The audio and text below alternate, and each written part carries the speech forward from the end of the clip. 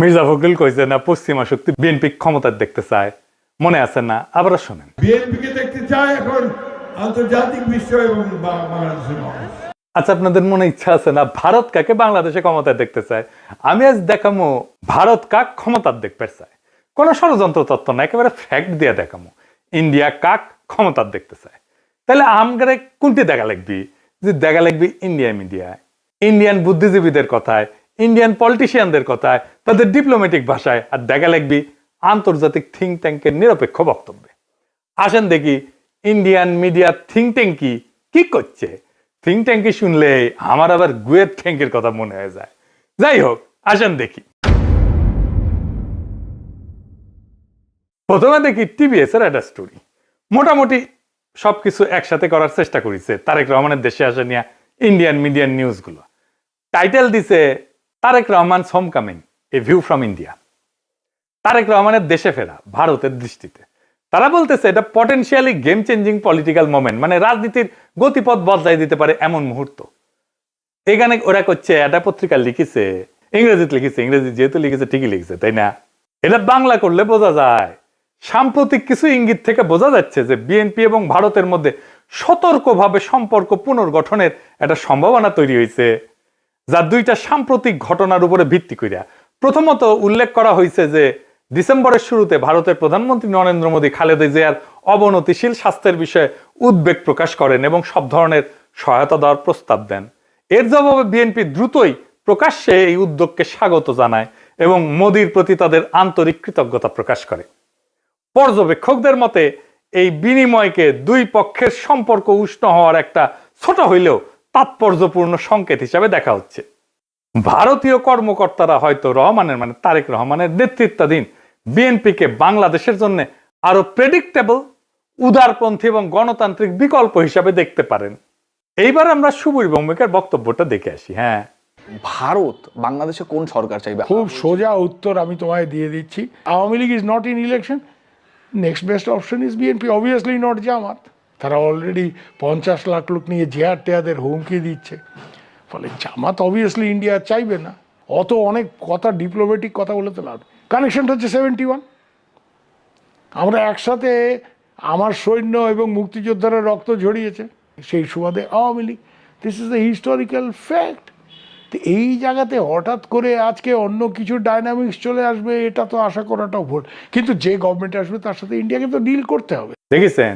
এবার আরেকটা স্টোরি দেখি। ঢাকার রাজনীতি শেখ হাসিনার বাইরে সরে যাওয়ায় ভারত হাত বাড়াচ্ছে বাংলাদেশ জাতীয়তাবাদী দলের দিকে। এখানে বলা হয়েছে মোদী যে খালেদা জিয়ার স্বাস্থ্যের খোঁজ নিচ্ছে সেটা হইতেছে সিগন্যাল যে বিএনপির সাথে এনগেজ হইতেছে ইন্ডিয়া হাই লেভেলে। বুঝে চাও? ডেকান হেরাল্ডে কয়া হইতেছে বাংলাদেশে শেখ হাসিনার বিকল্প হিসেবে তারেক রহমানের বিএনপির দিকে ঝোঁকের ইঙ্গিত দিচ্ছে ভারত। তো এই যে সম্পর্ক, এটা অনেক আগে থেকে শুরু হয়েছিল। এইটা ইন্ডিয়ান ফরেন মিনিস্ট্রির ব্রিফিং এ একটা প্রশ্ন ওঠে, একজন জার্নালিস্ট এটা প্রশ্ন করে। এইটা প্রথম আলো রিপোর্টেই আসছে। এটা বলতেছে একজন সাংবাদিক প্রশ্ন করেন 2018 সাল থেকে ভারত লন্ডনে অবস্থানরত বিএনপির নেতৃত্বের সঙ্গে যোগাযোগে ছিল এমন প্রতিবেদন বিষয়ে, পাশাপাশি বিএনপির কোন নেতা বাংলাদেশে ফেরার আগে ভারতের ক্লিয়ারেন্স নিয়ে কি কোনো আলোচনা হয়েছিল কিনা এ বিষয়ে প্রশ্ন করে। বিএনপির প্রিয় প্রথম আলোতেই এটা আছে। এটা এমনকি ইন্ডিয়ার ফরেন মিনিস্ট্রির ওয়েবসাইটও আছে এই আলাপটা। আর এটা রিপোর্ট করেছে ইকোনমিক টাইমস। এটি করছে নতুন সমীকরণের প্রেক্ষাপটে খালেদা জিয়ার ভারতের প্রতি রাজনৈতিক উত্তরাধিকার নরম হয়েছে।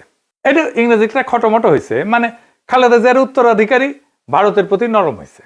ডিপ্লোম্যাট একটা রিপোর্ট করেছে জিয়ার জন্য মোদী আন্তরিক প্রার্থনা জানাইছেন এবং বলছেন যে ভারত বিএনপি চেয়ারপারসনকে, যিনি সংকটজনক অবস্থায় আছেন, সম্ভব সব ধরনের সহায়তা দিতে প্রস্তুত। জিয়াকে পাঠানো তার বার্তাটি শুধু সৌজন্যতার সীমায় আটকে নাই বলেই মনে হয় এবং অঞ্চল জুড়ে বিশ্লেষকরা দ্রুতই এর রাজনৈতিক গুরুত্ব অনুধাবন করেছেন। এটি ব্যাপকভাবে প্রতীকী হইলেও সচেতনভাবে কূটনৈতিক উদ্যোগ হিসেবে ব্যাখ্যা করা হয়েছে। একটি সংকেত যে ভারত বাংলাদেশের পরবর্তী সরকারের সঙ্গে উষ্ণ সম্পর্ক গড়ে তুলতে প্রস্তুত, যা এই মুহূর্তে জিয়ার বিএনপি গঠন করতে পারে বলে মনে হইতেছে। দা উইক বলছে কেন তারেক রহমানের ফেরা ইন্ডিয়ার জন্য খুশির খবর। তারাই লিখেছে, এটা খুব ইন্টারেস্টিং রিপোর্ট করছে ইন্ডিয়ান এক্সপ্রেস। এটা প্রিমিয়াম কন্টেন্ট, মানে আপনাকে টাকা দিয়ে পড়া লাগবে। শিরোনাম হইতেছে দশকের পর দশক প্রতিক্রিয়াশীল নীতির পর ভারতের প্রতি নিজেদের অবস্থান পুনর্নির্ধারণের সুযোগ পেয়েছে বিএনপি। বাবা, মেলা সুযোগ দিছে, তারা কি এই মুহূর্তটি কাজে লাগাতে পারবে? একদম শেষে বলছে ভবিষ্যতে যদি ফেব্রুয়ারি নির্বাচনে বিএনপি জয় হয় তাহলে ভারতের যে বিএনপির সঙ্গে তখন কাজ করতে হইতে পারে সেই বিএনপি নিঃসন্দেহে আগের চেয়ে ভিন্ন হবে, নিঃসন্দেহে আগের চেয়ে ভিন্ন হবে এবং সম্ভবত সহযোগিতার ক্ষেত্রেও আরো বেশি অনুকূল এবং গ্রহণযোগ্য হবে। আবার একটা জিনিস কথা বলছে, খুব ইন্টারেস্টিং কথা। বিএনপি স্ট্র্যাটেজি ঠিক করে দিচ্ছে। বিএনপি এই পথে কতটা অগ্রসর হবে তা অনেকটাই নির্ভর করবে দলটির পপুলিস্ট আবেগকে তুষ্ট করার প্রয়োজন এবং একই সঙ্গে রাজনৈতিক পরিসরটা জামাতের হাতে ছেড়ে না দেওয়ার কৌশলগত হিসাবের উপরে। বিশেষত গত এক দশকের বেশি সময় ধরে রাজপথের শক্তির উপরে নির্ভর করার অভিজ্ঞতার পর একই সঙ্গে বিএনপিকে সবসময় সচেতন থাকতে হবে আওয়ামী লীগের ক্ষমতায় ফেরার পথ তৈরির প্রচেষ্টা সম্পর্কে। শেষ পর্যন্ত ইতিহাস বলে দেয় যদি বিএনপি 15 বছর ধরে প্রায় গোপন অবস্থায় থেকে নেতৃত্বের একটা বড় অংশ নির্বাসনে বা গৃহবন্দী থাকা সত্ত্বেও আবার জাতীয় রাজনীতির কেন্দ্রমঞ্চে ফিরে আসতে পারে, তবে আওয়ামী লীগও ঠিক তেমনটাই করতে সক্ষম। মানে বলে দিতেছে, মনে রেখো আওয়ামী লীগ আবার ফিরে আসতে পারে। বাংলাদেশের রাজনীতিতে আওয়ামী লীগকে সমঝে ছিল। এইবার দেখি ইন্ডিয়ানদের বিদেশি পোর্টালে কি বলছে বিএনপি নিয়ে। ইউরেশিয়া বলতেছে, ইংরেজি যেতে কইছে ঠিকই কইছে তাই না, ভারত এবং বিএনপি উভয় উগ্র ইসলামপন্থী জামাত ইসলামীকে দূরে রাখার বিষয়ে আগ্রহী। এর লক্ষ্য হইল ভারত বাংলাদেশের সাথে ক্ষতিগ্রস্ত সম্পর্ক পুনর্গঠন করা এবং নিষিদ্ধ আওয়ামী লীগের রাজনৈতিক বৈধতা পুনঃপ্রতিষ্ঠার জন্য একটা সুযোগ সৃষ্টি করা। বুঝতে চাও? মানে আওয়ামী লীগকে আবার ফিরে আনার সুযোগ সৃষ্টি করার জন্য বিএনপির সাথে কাজ করবে ইন্ডিয়া। এবার দিকে আন্তর্জাতিক সংস্থার রিপোর্ট, ইন্টারন্যাশনাল ক্রাইসিস গ্রুপ, এটা একটা স্বাধীন অলাভজনক প্রতিষ্ঠান, আন্তর্জাতিক সংস্থা বলে বলা হয় আর কি। এটা নিরাপত্তা বিশ্লেষণ করে, রাজনৈতিক অস্থিতিশীলতা নিয়ে রিপোর্ট ছাপে, বিশ্বজুড়ে সংঘাত এটা নিয়ে রিপোর্ট ছাপে। তারা গবেষণাও করে, মাঠ পর্যায়ে তথ্য, কূটনৈতিক নেটওয়ার্ক, বিভিন্ন দেশের রাজনৈতিক পরিস্থিতি নিয়ে রিপোর্ট প্রকাশ করে। এবং এই ইন্টারন্যাশনাল ক্রাইসিস গ্রুপ ভারতের উপর নিয়মিত রিপোর্ট প্রকাশ করে, বিশেষ করে কাশ্মীর, দক্ষিণ এশিয়ার নিরাপত্তা, ভারত পাকিস্তান সম্পর্ক, মানবাধিকার এবং আভ্যন্তরীণ রাজনৈতিক উত্তেজনা নিয়ে। এরা লিখিচ্ছে এটিও মনে হয় যে বাংলাদেশের রাজনৈতিক শক্তিগুলোর মধ্যে এই দলটি ভারতীয় স্বার্থ এবং উদ্বেগকে সম্মান জানাতে সবচেয়ে বেশি আগ্রহী ও গ্রহণযোগ্য অবস্থানে রয়েছে। অতীতে দলটিকে প্রায় ভারত বিরোধী হিসেবে দেখা হইলেও সাম্প্রতিক সময়ে তারা নিজেদের অবস্থান সংযত করার উদ্যোগ নিছে, জামাতে ইসলামের সঙ্গে দূরত্ব সৃষ্টি করছে এবং আওয়ামী লীগ যে ধর্মনিরপেক্ষ রাজনৈতিক পরিসরটি আগে দখলে রেখেছিল তার একটি অংশ দখলের দিকে অগ্রসর হয়েছে। বুঝছাও? আচ্ছা, এইবার আসেন বাংলাদেশের ভিতরে ইন্ডিয়ান ইন্টারেস্ট কি বলে সেটা দেখি। বাংলাদেশে কারা ভারতের স্বার্থ রক্ষাকারী? বাংলাদেশের দুইটা পত্রিকা মূলত ভারতের স্বার্থ রক্ষাকারী, বন্দের আলো আর দিল্লি স্টার। এরা এখন তো বিএনপির ক্ষমতা আসার কথা বলতেছে, বিএনপির গুণগান এমন ভাবে গাইতেছে যে মনে হইতেছে এটার মালিক এখন বিএনপি। এরা যাকে ক্ষমতায় দেখতে চাইবে মনে রাখবেন ইন্ডিয়া তাদের ক্ষমতায় দেখতে চাইতেছে।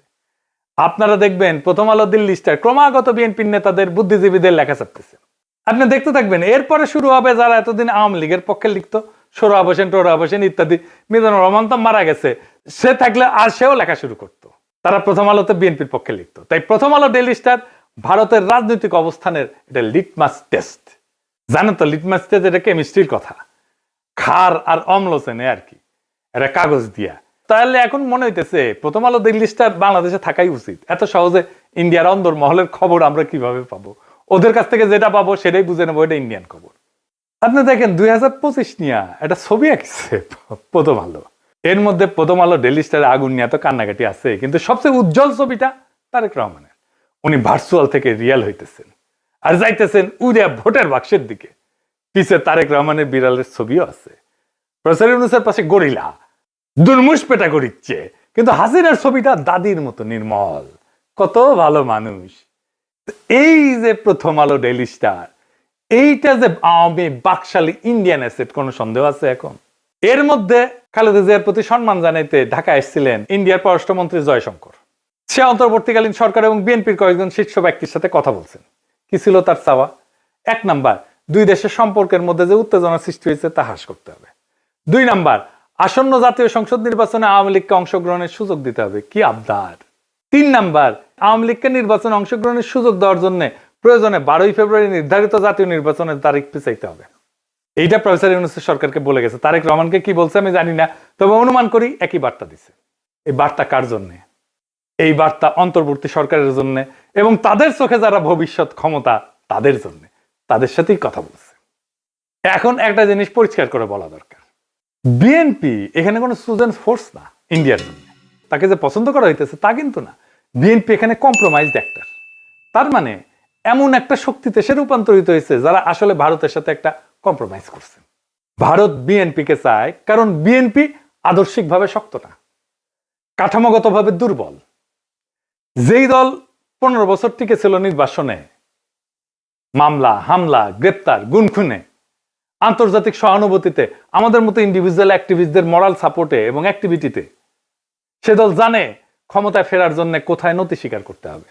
সে তারেক রহমান জানে তার বাবাকে হত্যা করছে ভারত, সে জানে তার মাকে ক্ষমতাচ্যুত করছে ভারত, সে জানে তার নির্যাতনও করছে ভারত, মাজা ভেঙে দিছে ভারত, তার মাকে জেলে দিছে, ইন্ডিয়া তিলে তিলে তাকে মৃত্যুর দিকে ঠেলে দিছে।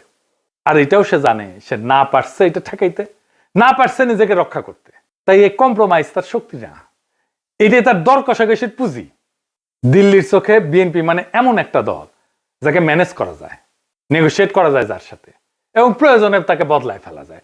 এবং বিএনপিকে ইন্ডিয়া আস্তে আস্তে বদলায় ফেলতেছে, তারে আর একটা আওয়ামী লীগ বানায় ফেলতেছে। আজ ইন্ডিয়ার বিএনপিকে দরকার, কারণ জামাত অতিরিক্ত শক্তিশালী হয়ে গেছে। কাল আওয়ামী লীগ ফিরে আসলে বিএনপি অপ্রয়োজনীয় হয়ে যাবে, কারণ ইন্ডিয়ার কাছে বাংলাদেশে কেউই অপরিহার্য না, এখানে সবাই রিপ্লেসেবল।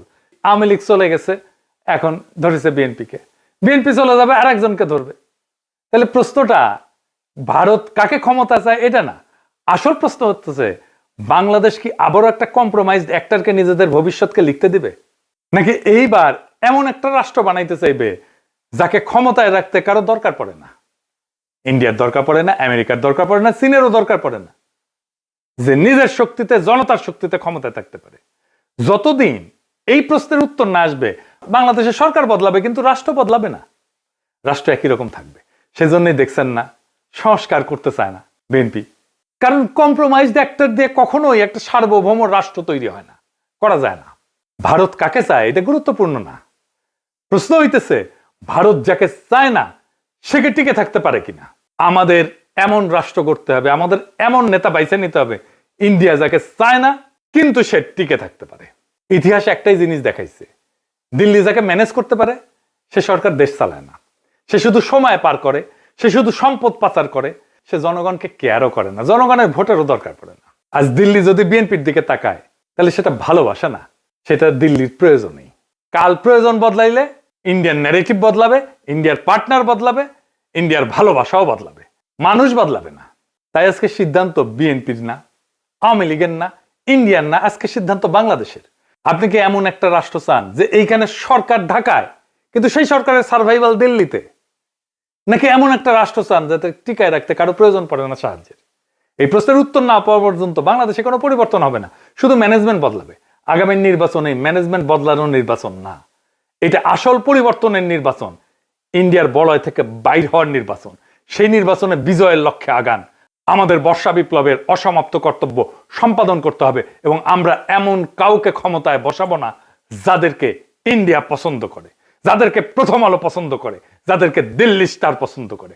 আমরা এমন কাউকে ক্ষমতায় আসবো যারা প্রথম আলো, দিল্লি স্টার, ইন্ডিয়া সবার চোখে চোখ রেখে বাংলাদেশের মানুষের সাথে লড়াই করতে পারবে। ইনকিলাব জিন্দাবাদ।